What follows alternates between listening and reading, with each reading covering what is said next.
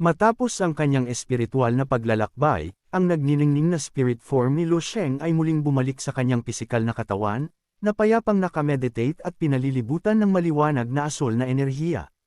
Pinoproseso ni Lu Sheng ang kanyang bagong kapangyarihan, matagumpay na nililinis ang lahat ng maruruming impurities mula sa general level beast na kanyang tinalo. Maingat niyang itinira lamang ang pinakapuro na enerhiya upang gamitin para sa sarili niyang paglakas. Bigla, isang dambuhalang bagzo ng lakas ang tumama sa kanya. Di mabilang na mga alaala tungkol sa mga martial rules at universal laws ang bumuhos sa kanyang katawan, habang ang isang nakatatakot na imahe ng isang three-eyed demonic beast ay lumitaw sa kanyang likuran. Napagtanto niya na nakapag-ipon siya ng isang tunay na dambuhalang dami ng vital energy. Ang laki at tindi ng enerhiyang ito ay lubos na ikinagulat ni Lu Sheng, dahilan upang manlaki ang kanyang mga mata sa pagkamangha. Ang mapangwasak na puwersa ng enerhiya ng beast, na nakuha mula sa pagkain ng di mabilang na buhay sa Dark Universe, ay marahas na niyanig ang kaluluwa ni Lu Sheng. Dahil hindi makayanin ang pressure, nagsimulang lumabas ang nagniningning na golden blood mula sa kanyang mga mata at bibig. Sa kabila ng sakit na dumadaloy sa kanyang katawan, isang kumpiyansang ngiti ang sumilay. Tiningnan ni Lu Sheng ang kanyang kamay na tumutulo ang sariling gintong dugo, at napansin kung gaano talaga katindi ang bagong enerhiyang ito.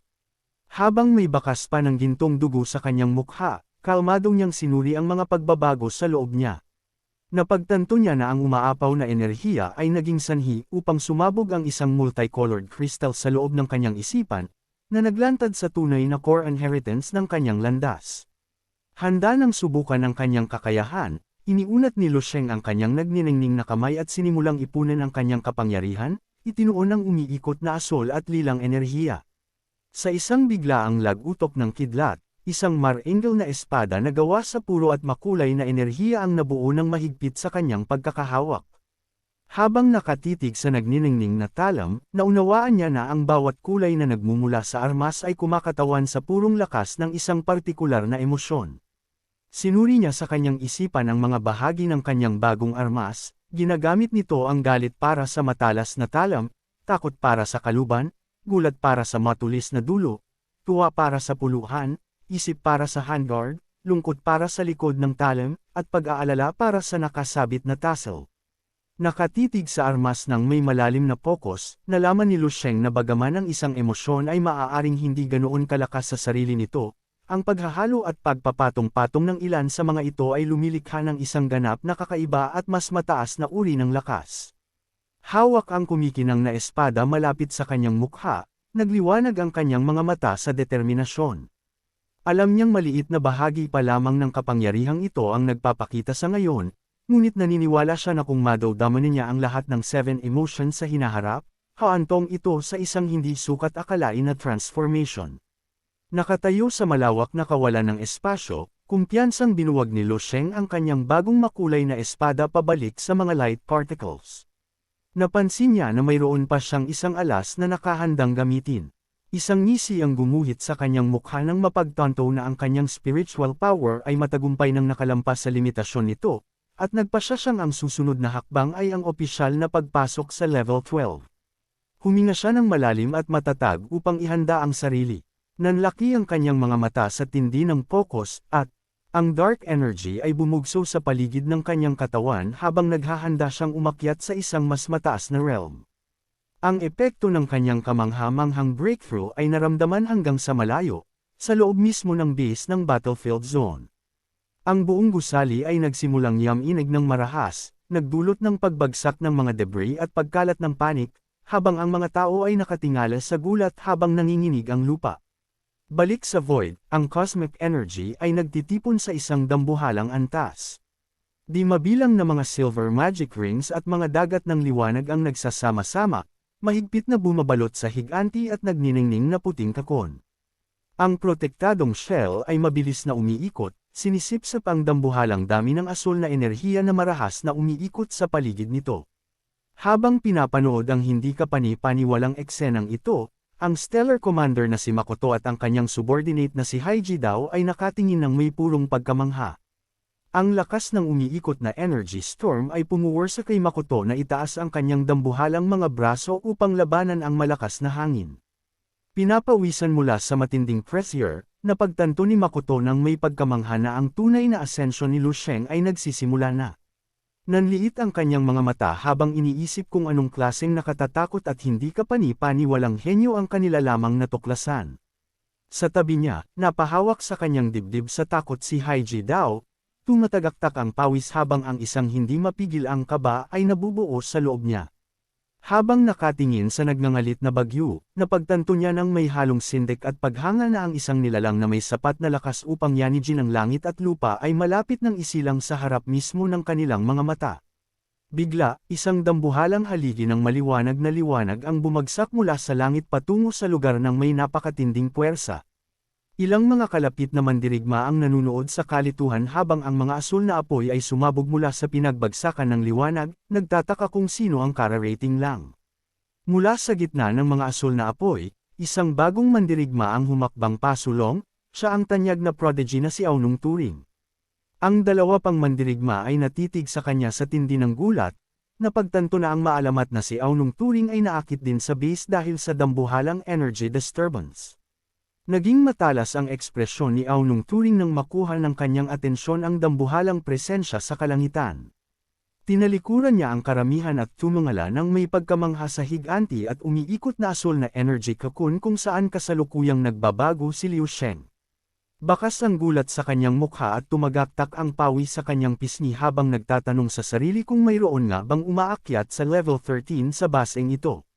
Naramdaman niya ang matinding pagkadismaya, iniisip na ang kanyang magarbo sanang pagbabalik ay tuluyan ng natabunan. Higit siyang na-shock nang maramdaman na ang taong nasa loob ng cocoon ay gumagamit ng 43 laws of power, na higit pa sa doble ng 20 laws na nagawa niyang matutunan. Biglang nanlaki ang kanyang mga mata sa purong sindik nang mapansin ang isang nakatatakot na detalye. Sa masusing pagtingin sa energy storm, napagtanto niya na ang kanyang nakikita ay hindi tumutugma sa isang level 13 ascension.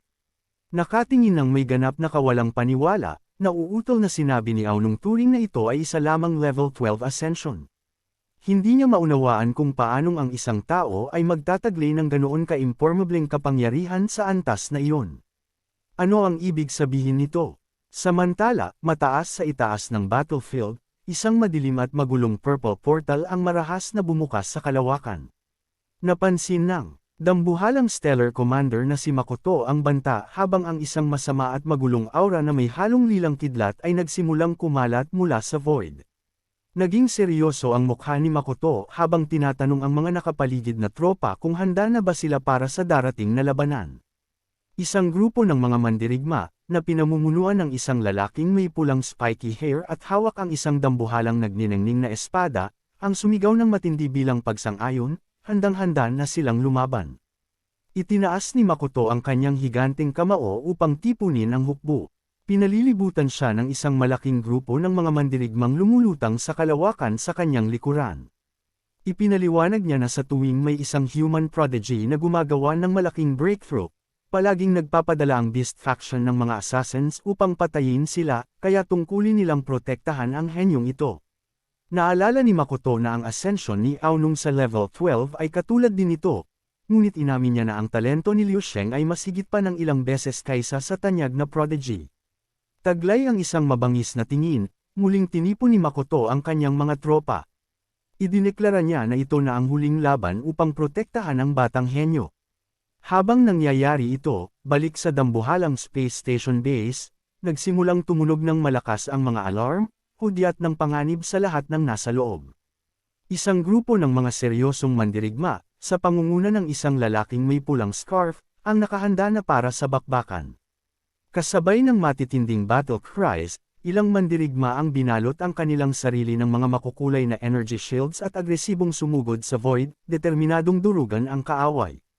Isang mahabang linya ng mga mandirigmang tao, kabilang ang mga fighters na may mabibigat na armor, magic robes, at dambuhalang armas, ang nagkaisa sa kalawakan. Bumuo sila ng isang matibay na pader sa harap ng dambuhalang umiikot na cocoon ni Liu Sheng. Sa malapit, napansin ni Haiji Dao ang pagtitipon ng mga puwersa at casual na sinabi sa sarili na tila medyo eksaherado ang buong eksena. Bigla, isang babaeng nakapula at isang matangkad na lalaking may goatee ang lumitaw sa isang iglap ng liwanag. Sabik na tinanong ng babae si Haiji daw kung gaano karaming assassins ang darating, binanggit niya na dahil 2 level 13 generals ang ipinadala para kay Aonung, ang isang monster na tulad ni Liu Sheng ay tiyak na makaaakit ng mas malaki pang puwersa. Nang marinig ito, ngumisi si Haiji daw nang may tahimik na kumpiyansa at bahagyang tumawa. Kampanteng tiniyak ni Haiji daw sa grupo na wala silang dapat ipag-alala. Binigyang diin niya na mayroon silang 3 peak level 13 warriors pati na si General Commander Makoto, kaya ang mga assassins ay walang laban sa ganoon katibay na depensa. Gayunpaman, ang kanilang kumpiyansa ay biglang napalitan ng matinding takot. Napatingala sila sa langit, ganap na niyanig ng isang bagong presensya. Binuhusan ng malamig na pawis ang maskuladong lalaki nang mapagtanto na ang mapangwasak na aura na bumabagsak sa kanila ay pagmamay-ari na ng isang level 14 Supreme Commander. Sa kalangitan, ang matitinding lilang kidlat ay nagsimulang maglagutok ng marahas habang ang isang dambuhala at madilim na vortex ay umiikot ng may magulong enerhiya. Bago pa man madurog ang grupo ng nakalulunod na pressure, ang higanti at nagniningning na gintong kamay ni Makoto ay bumaba upang bumuo ng isang barrier na magpo-protekta sa kanila. Ligtas sa likod ng gintong liwanag, kinakabahang itinuro ni Haiji daw ang nakatatakot na aura sa higanteng commander, na sumagot lamang ng isang seryosong ungol. Nang may madilim na ekspresyon sa kanyang mukha, sinabi ni Makoto na hindi niya inaasahang mangyayari. Hindi niya inaasahan na ang partikular na individual na ito ang siyang aatake sa kanila. Mataas sa itaas ni Makoto at ng maliit na hukbong tao, ang dambuhalang dark purple portal ay tuluyan ng bumukas, at kinilala ni Makoto ang nakatatakot na bagong dating bilang si Zechariah Albert. Dito nagtatapos ang ating video.